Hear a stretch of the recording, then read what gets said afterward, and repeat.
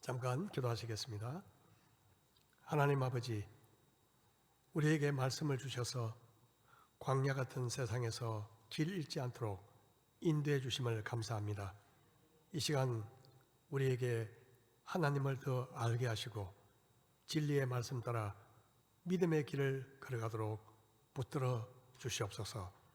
성령님의 도우심을 간구하며 예수님의 이름으로 기도드립니다. 아멘. 우리 김요한 집사님 기도 내용처럼 내년 1월부터는 우리 김상훈 목사님께서 설교를 비롯한 모든 교회 사역을 맡게 됩니다. 앞으로 저는 2달 동안 우리 김 목사님이 후임자로 또 교회와 학교에서 사역을 잘 감당하도록, 잘 연착하도록 돕도록 하겠습니다. 나머지는 제가 또 2월 말에 또 말씀을 드리도록 하겠습니다.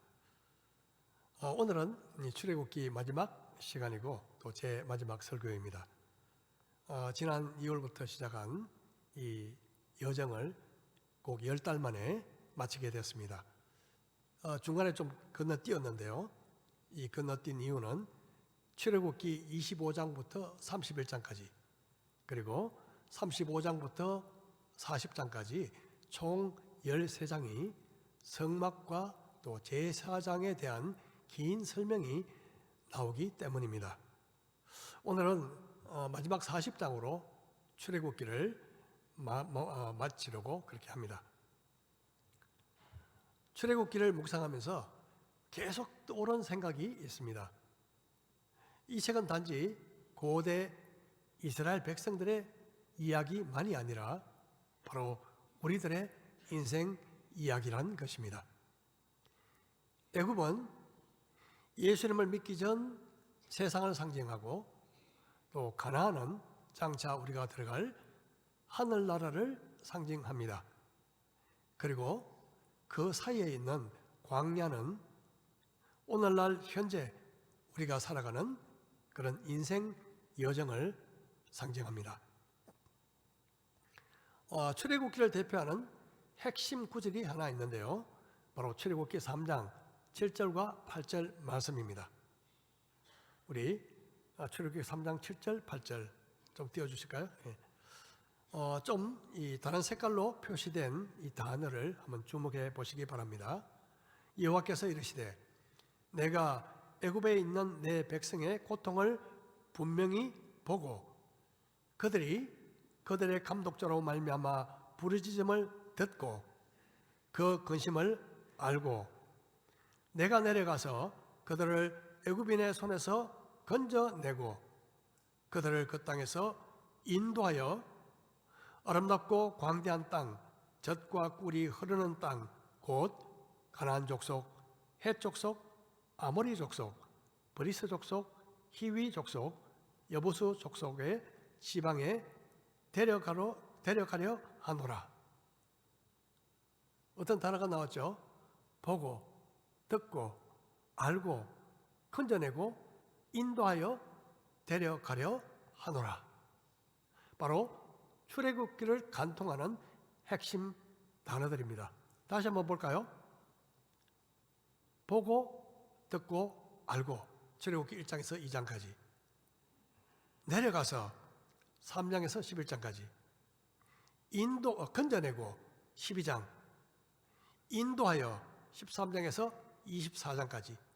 마지막 데려가려 하노라 25장에서 40장까지.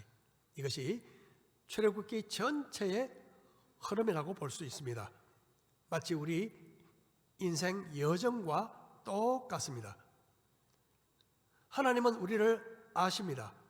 그리고 우리에게 내려오셔서 우리를 건지시고, 다시 말해서 구원하셨으며 우리를 인도하여 언젠가 천국으로 데려가실 것입니다. 잠깐 여기서 이스라엘 백성들이 홍해 바다 속을 걸어간 사건은 침례로 비유됩니다. 고린도전서 10장 1절에 보면 형제들아 나는 너희가 알지 못하기를 원하지 아니하노니 우리 조상들이 다 구름 아래에 있고 바다 가운데로 지나며 모세에게 속하여 다 구름과 바다에서 세례를 받고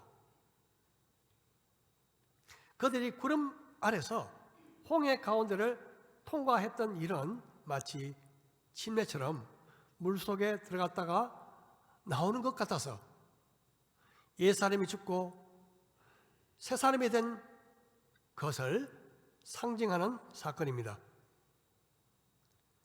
그런데 우리가 예수 믿고 침례를 받았다고 해서 하루아침에 사람이 확 바뀌지는 않습니다. 이처럼 이스라엘 백성들도 애굽의 지배로부터 벗어났지만 사고방식과 습관은 여전히 애굽에 묶여 있었습니다. 그래서 힘들 때마다 그때 그 시절이 좋았지, 애굽에 있을 때가 좋았지, 이렇게 불평했습니다. 결국 하나님께서는 애굽 백성에서 하나님의 백성으로 변화되도록 그들을 광야 학교로 입학시키셨습니다. 광야의 특징은 결핍입니다. 물도 없고 음식도 없고 길조차 없습니다. 그래서 하나님의 도우심이 없으면 살아갈 수가 없는 곳, 바로 광야입니다. 하나님은 이스라엘 백성들을 지름길로 인도하지 않으셨습니다. 가나안까지 2주 만에 갈 수 있는 거리였지만 무려 40년을 돌아가게 하셨습니다. 빠른 길이 반드시 최선의 길은 아닙니다. 무엇보다 이스라엘 백성들은 아직 가나안 땅을 정복할 실력이 없었습니다. 지금까지 애굽에서 종살이하며 배웠던 것은 그저 시키는 대로 수동적이고 피동적인 삶, 시키는 대로 하는 수동적이고 피동적인 삶이었습니다.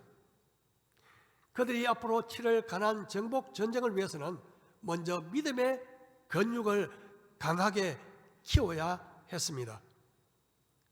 광야는 믿음을 키우는 훈련소입니다. 우리 자신의 삶을 돌아보면 잘 알 수 있습니다. 저와 여러분이, 특히 저와 여러분의 믿음이 가장 성장한 시기가 언제였습니까? 아무 문제가 없을 때였습니까? 아니면 수많은 문제로 고민하고 고생하고 씨름할 때였습니까? 두말할 필요가 없을 것입니다. 우리가 현실에서 겪는 다양한 문제들은 우리를 강한 믿음의 체질로 바꾸기 위한 하나님의 훈련 도구인 것입니다. 강해져야 험난한 인생 광야길을 통과할 수 있습니다. 이스라엘 백성들이 광야에서 겪은 시험은 오늘날 우리가 받는 시험과 크게 다르지 않습니다. 시험 유형은 대략 5가지로 정리가 됩니다. 마음대로 안 될 때, 생존의 문제가 걸릴 때, 심령이 메말라질 때, 누군가가 나를 방해할 때, 능력의 한계를 느낄 때입니다. 우리가 현재 어떤 문제를 겪고 있다면 이 중에 어디에 속할 가능성이 높을 것입니다. 아니면 언젠가 이런 시험을 만나게 되실 것입니다. 먼저 첫 번째를 보겠습니다. 일이 마음대로 풀리지 않을 때, 일이 마음대로 안 될 때입니다. 이스라엘 백성들이 마라라는 곳에 도착해 보니 물은 있었는데 마실 수 없는 쓴 물이었습니다. 백성들이 원망하자 하나님은 모세에게 나무 하나를 지시하셔서 물에 던지게 하셨습니다. 그러자 쓴 물이 단물로 변했죠. 신약에서 예수님이 손 씻는 맹물로 포도주를 만드신 기적을 연상하게 합니다. 이때 하나님은 치료하시는 하나님, 꼬인 문제를 풀어주시는 하나님으로 자신을 나타내셨습니다. 그럼 문제를 푸는 열쇠는 무엇일까요? 바로 순종이라는 열쇠입니다. 순종할 때 문제의 문이 열리고 하나님이 어떤 분인지 경험하기 시작합니다. 자, 두 번째 볼까요? 생존의 위협을 받을 때입니다. 신광야에서 백성들은 먹을 양식이 떨어져 버렸습니다. 요새 말로 말하면 통장 잔고가 바닥이 나고 먹고 살 길이 막막해진 상황입니다. 백성들이 원망할 때 하나님은 또 하늘에서 만나를 내려주셨습니다. 여기서 하나님은 공급하시는 하나님이심을 나타내셨습니다. 하나님은 우리에게 있어야 할 것을 이미 다 알고 계십니다. 하나님은 우리가 계속 하나님을 신뢰하고 순종할 것을 반복적으로 가르치십니다. 세 번째는 인생의 갈증 문제입니다. 르비딤에 가보니까 마실 물이 아예 없었습니다. 백성들이 또 원망하고 불평하자 모세가 하나님의 명령을 따라 지팡이로 반석을 치자 물이 흘러나왔습니다. 성경은 이렇게 말합니다. 다 같은 신령한 음료를 마셨으며 이는 그들을 따르는 신령한 반석으로부터 마셨으며 그 반석은 곧 그리스도시라. 여기서 신령한 반석은 예수님을 가리킵니다. 마치 반석이 지팡이에 맞아 깨어졌듯이 예수님은 십자가 고난으로 맞아 깨어지셨습니다. 그 후 생수 되신 성령님이 우리에게 오셨습니다. 우리는 종종 심령의 메마름과 갈증을 느낄 때가 있습니다. 그 갈증은 우리가 물을 많이 마신다고 해서 해결되지 않습니다. 오직 생수이신 성령님만이 해답이십니다. 예수님을 믿음으로 성령님을 마시면 영혼의 갈증이 충족됩니다. 네 번째는 전혀 다른 문제입니다. 내 길을 막거나 방해하는 사람에 대한 이야기입니다. 갑자기 아말렉이라는 족속이 이스라엘을 기습 공격했습니다. 이때 여호수아는 전쟁터에 나가 싸우고 모세는 산 위에 지팡이를 들고 기도합니다.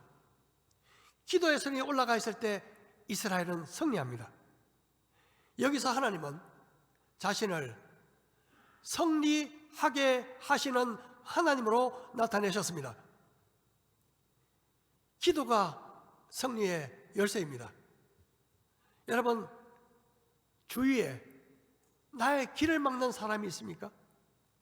나의 길을 방해하는 사람이 있습니까? 두 손 들고 기도하십시다. 여호수아가 나가서 싸웠지만 전쟁의 승패는 칼이 아니라 기도에 달려 있었습니다. 사람들의 공격을 받을 때 우리가 해야 할 일은 주먹을 날리는 것이 아니라 기도의 손을 높이 드는 것입니다. 특히 아론과 훌이 모세와 합세한 것처럼 두세 사람이 합심해서 기도하는 것은 더 큰 능력을 발휘합니다. 이제 마지막 다섯 번째입니다. 자신의 한계를 느낄 때입니다.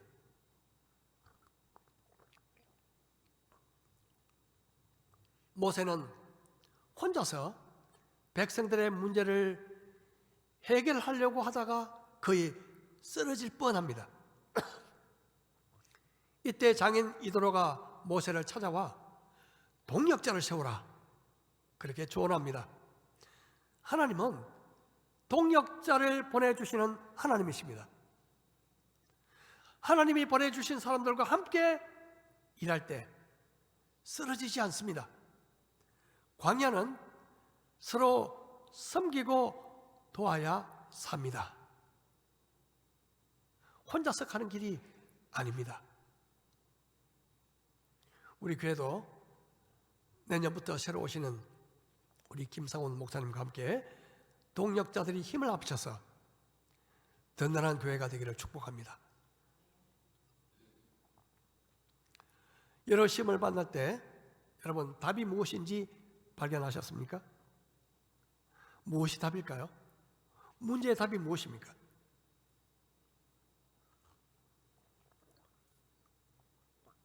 답은 단순합니다.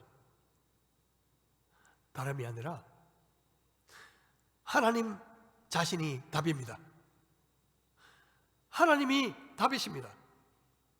그러므로 답을 푸는 길은 하나님을 신뢰하고 하나님께 순종하는 것입니다. 두 달도 채 안 되는 이 광야 생활, 일어난 사건들을 통해서 하나님은 자기 자신이 답이라는 사실을 계속 가르치셨습니다. 하나님은 치료하시는 하나님이십니다. 하나님은 공급하시는 하나님이십니다. 하나님은 승리를 주시는 하나님이십니다. 하나님은 우리에게 만족을 주시는 하나님이십니다. 그리고 동역자를 주시는 하나님이십니다. 하나님은 저와 여러분의 모든 문제의 답이 되십니다. 이제 하나님은 그들에게 성막을 지어라, 성막을 지어라고 하셨습니다. 성막은 하나님이 이스라엘 백성들 속에 거하시는 집입니다. 성막을 통해서 우리와 같이 살고 싶어 하시는 하나님의 사랑을 읽을 수가 있습니다. 그런데요, 모세가 산으로 올라간 사이 백성들은 금송아지 우상을 만들고 있었습니다. 금송아지 우상, 이것을 만드는 바람에 하나님과의 계약을 깨트려 버렸습니다. 결국 하나님의 진노로 모두 죽을 뻔했지만 모세가 목숨을 걸다시피 드린 중보기도 때문에 그들은 용서받고 새롭게 하나님의 백성으로 다시 출발합니다. 하나님은 자비롭고 은혜롭고 노하기를 더디하시며 인자와 진실이 많으시며 공의로우신 하나님이십니다. 우리를 향한 하나님의 사랑은 마치 짝사랑처럼 보입니다. 그토록 목이 뻣뻣하고 그리고 불순종하던 백성들이었지만 하나님은 그들 속에 거하시는 것을 포기하지 않으셨습니다. 다시 언약을 갱신해 주신 하나님은 계획대로 성막을 짓게 하셨습니다. 성막이 하나님의 명령대로 그대로 완성되었을 때 그곳에는 하나님의 영광이 충만했습니다. 구름이 회막에 덮이고 여호와의 영광이 성막에 충만하며 모세가 회막에 들어갈 수 없었으니 이는 구름이 회막 위에 덮이고 여호와의 영광이 성막에 충만함이었으며 모세가 하나님 앞에 머무는 동안 그 하나님의 영광이 모세의 얼굴에 반사되었습니다. 모세가 회막에서 나올 때 백성들이 그의 빛나는 얼굴을 보고 무서워해서 모세는 자기 얼굴을 수건으로 가렸다고 성경은 기록합니다. 자, 이제 마지막 절로 출애굽기의 긴 여정은 끝을 맺게 됩니다. 우리 같이 한번 읽어볼까요? 시작.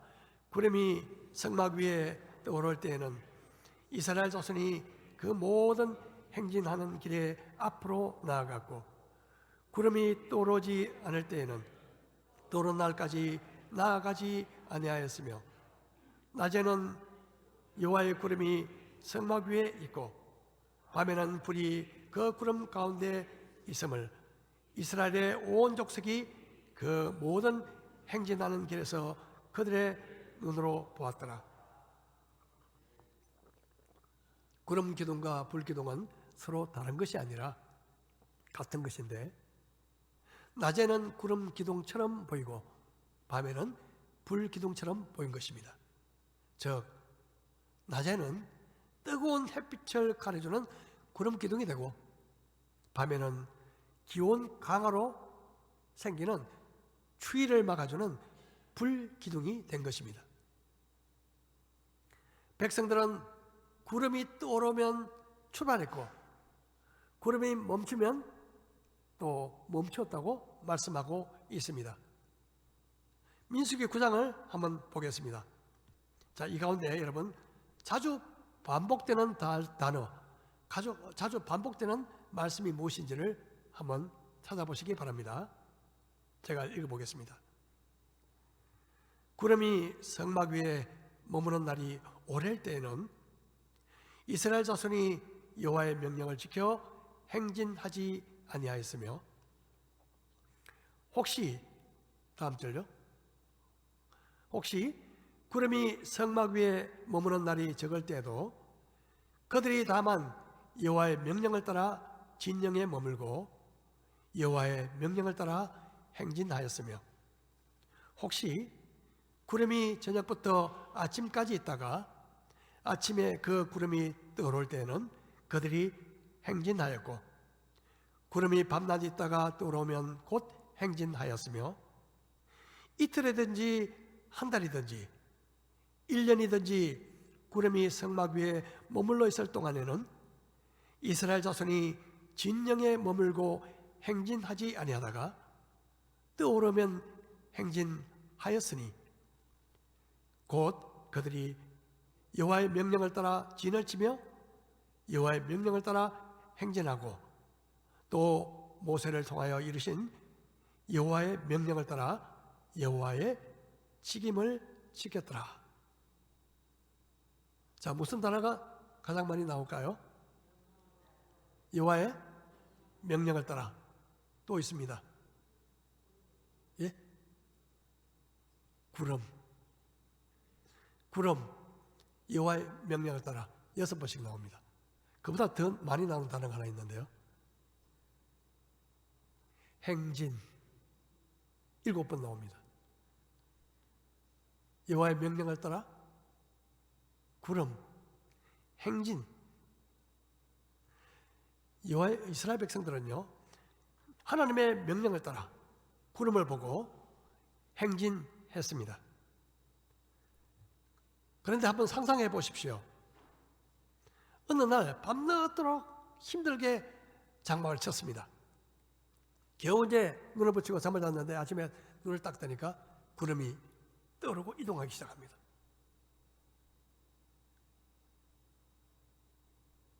생각해 보면 좀 짜증이 나지 않을까요, 여러분?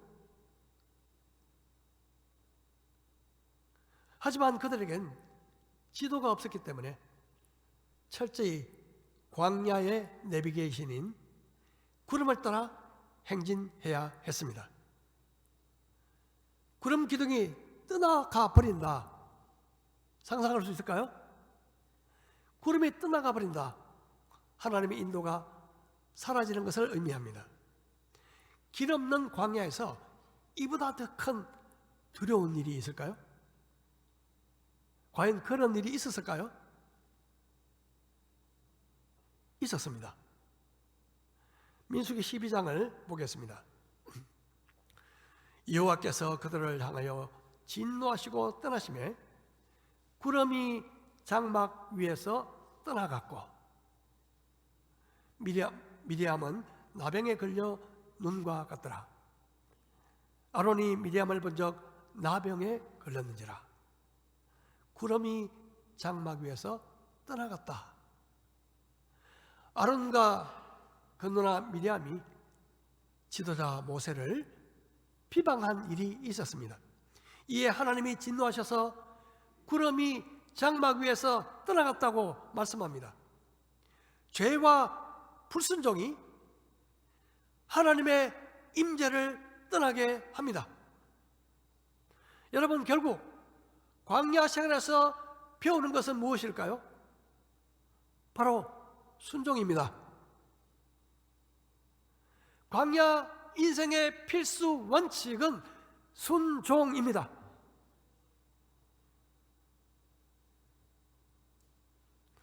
가라고 하시면 가고, 서라고 하시면 서는 것이 순종입니다. 여러분, 우리가 가만히 있다고 해서 아무 일도 안 되는 것은 전혀 아닙니다. 우리가 가만히 있을 때에도 하나님은 일하십니다. 해가 뜨고 식물이 자라고 계절도 바뀝니다. 하나님은 우리가 잠잘 때도 일하십니다. 그래서 하나님은 사랑하는 자에게 잠을 주신다고 말씀하십니다. 사실 멈춤은 우리에게 주시는 회복과 재충전의 시간입니다. 오늘날 우리는 불기둥, 구름 기둥은 볼 수 없습니다. 하지만 똑같은 역할을 하는 것이 있습니다. 그것은 바로 말씀과 성령님이십니다. 하나님의 말씀은 내 발의 등이요 내 길에 비치고, 성령님은 우리를 모든 진리 가운데로 인도하시는 분이기 때문입니다. 하나님은 우리를 불기둥, 구름기둥 같은 말씀과 성령의 인도하심으로 우리를 이끄십니다. 그럼 지금까지 출애굽기 전체를 통해서 배운, 특별히 제가 배운 교훈입니다. 몇 가지를 요약해 보겠습니다. 첫 번째는, 광야는 하나님이 모든 것에 해답이심을 배우는 장소이다. 광야에서 시험은 모두 결핍과 관계된 것입니다. 물도 없고 먹을 것도 없고 지도도 없습니다. 이스라엘 백성들이 광야에서 겪은 다양한 결핍은 오직 하나님이 해답이심을 배우는 시간이었습니다. 하나님이 함께 계시면 모든 것이 함께 있는 것과 같습니다. 여호와는 나의 목자시니 내게 부족함이 없다고 말씀합니다. 치료하시는 하나님, 공급하시는 하나님, 성리를 주시는 하나님, 나의 만족이 되시는 하나님, 우리에게 동력자를 주시는 하나님이십니다. 무엇보다 나를 너무나 사랑하시는 그 하나님이 내 모든 문제의 답이 되시는 것입니다.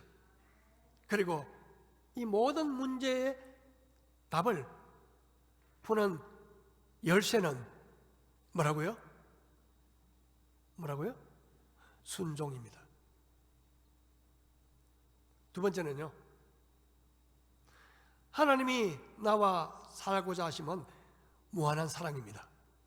바로 성막 이야기입니다. 하나님은 멀리서 너희를 지켜볼게, 그렇게 말씀하지 않으셨습니다.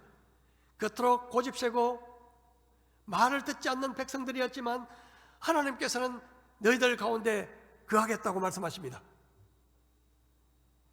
사실 그들과 전혀 다를 바 없는 사람들이 바로 우리들입니다.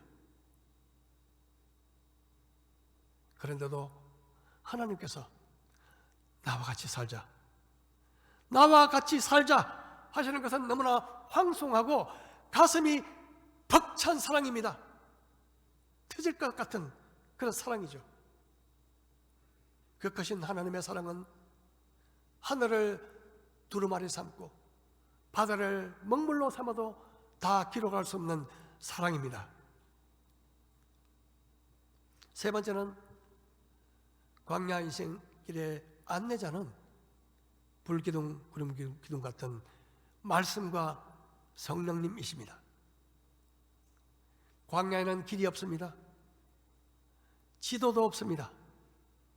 광야 같은 인생길에 필수적인 것은 바로 말씀과 성령님의 인도하심에 순종하는 것입니다. 언젠가 우리를 위해서 하늘에 있는 처소가 다 완성되는 날, 사랑하는 주님께서 저와 여러분을 데리러 오실 것입니다. 아버지 집으로 가는 그날까지 주님은 말씀과 성령의 구름기둥으로 우리를 인도하십니다.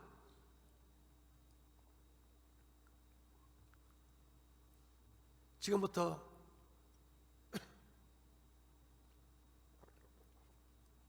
10년 8개월 전이었습니다. 보니까 2015년 4월 20일. 지금 우리가 앉아있는 이곳에는 아무것도 없었습니다. 바로 근학기념관 이 건물을 짓기 위해서 기공식 첫 삽을 뜨는 사진입니다. 아마 잘 안 보이시겠지만 저도 제일 앞쪽 왼쪽 줄에 삽을 들고 있습니다. 이때로부터 약 3년을 거슬러 경성대학교에 들어올 것이라 전혀 생각도 못한 시절이 있었습니다. 그런데 하나님의 인도하심으로 우리 송성훈 목사님을 하나님은 만나게 하셨습니다. 저와 송 목사님은 성이 똑같아서 처음에 오해를 많이 받았습니다.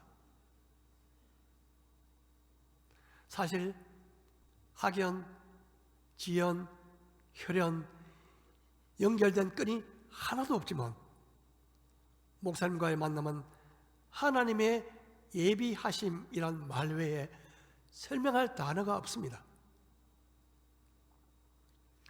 버니엘 고등학교 시청각실을 빌려서 개척교회를 하고 있던 어느 날 송 목사님께서 마치 우연처럼 보이는 인도하심을 따라 저희 교회를 방문하셨습니다.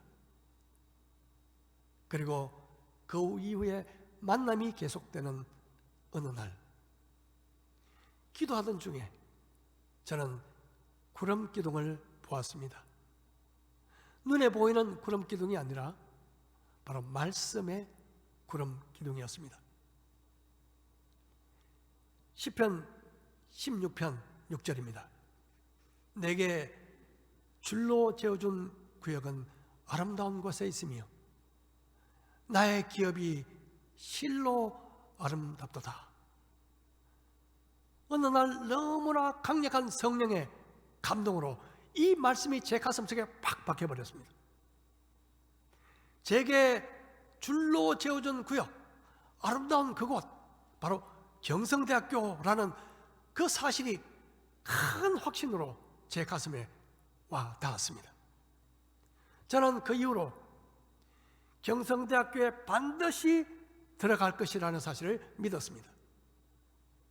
아니, 믿어졌다고 말하는 것이 더 맞는 표현일 것입니다. 믿어졌습니다.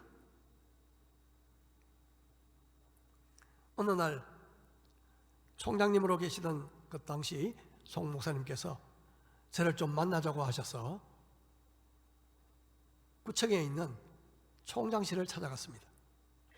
이런저런 이야기를 나누다가 목사님께서 창밖을 가리키시면서 창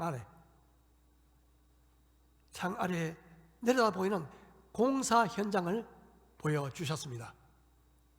바로 10여 년 전 바로 이 근학기념관의 기초 공사를 하고 있을 때였죠. 구청에서 아래를 내려다보는 순간 저는 깜짝 놀랐습니다. 네모 반듯하게 마치 줄로 재어준 구역처럼 기초 공사가 되어 있었고 내려다 보이는 캠퍼스는 아름다웠습니다. 내게 줄로 재어준 구역은 아름다운 곳에 있으며 이 말씀을 눈으로 확인하는 순간 저는 소름이 확 끼쳤습니다. 그날 이후로 저는 아무리 큰 어려움이 있어도 반드시 경성대학 교회로 올 것을 믿었습니다. 그리고 그것이 현실이 되었습니다. 성령의 감동으로 주신 말씀이 제게는 구름 기둥이었습니다.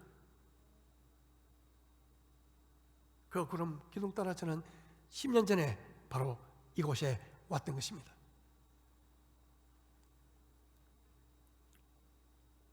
그러다가 제 개인의 삶 속에서 원래 일어난 변화가 있었습니다. 자세히 나눌 수는 없지만 저를 인도하시던 그 구름 기둥이 원래 처부터 멈춘다는 생각이 들었습니다. 그동안 앞으로 가기만 하고 멈출 생각을 하지 못했던 저였습니다. 무척 당황스러웠습니다. 하지만 시간이 지나면서 저는 하나님의 뜻으로 받았고 인도하심을 따라 잠시 멈춤의 시간을 갖기로 결정했습니다. 그리고 그 구름 기둥이 이끄는 대로 저는 따르고자 합니다. 돌아보면 경성대학 교회가 시작된 이후 10년 동안 많은 일들이 있었습니다. 기쁜 일도 있었고 슬픈 일도 있었습니다.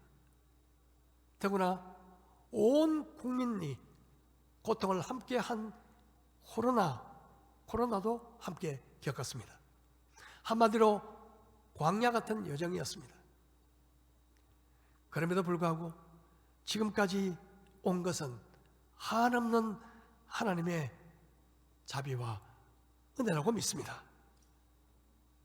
무엇보다 이곳에서 사랑하는 형제 자매님들과 함께 하면서 헤아릴 수 없는 주님의 은혜를 많이 경험했습니다. 너무나 부족한 저를 믿고 지금까지 함께 해주신 모든 분들께 이 시간 진심으로 감사를 드리고 싶습니다. 광야 같은 인생에서 우리가 겪는 모든 문제의 해답은 하나님이십니다. 하나님이 가라 하시면 가고 서라 하면 서면서 하나님의 말씀과 그리고 성령의 인도하심을 따라 순종하고 따르시는 저와 여러분 되시기를 축복합니다. 그 언젠가 내 사랑하는 하나님 아버지 집으로 들어갈 때 두 팔 벌려 환영하시는 주님을 말할 수 없는 기쁨과 감격으로 만나 뵙게 되는 우리 모든 믿음의 식구들 되시기를 다시 한번 주님의 이름으로 축복합니다.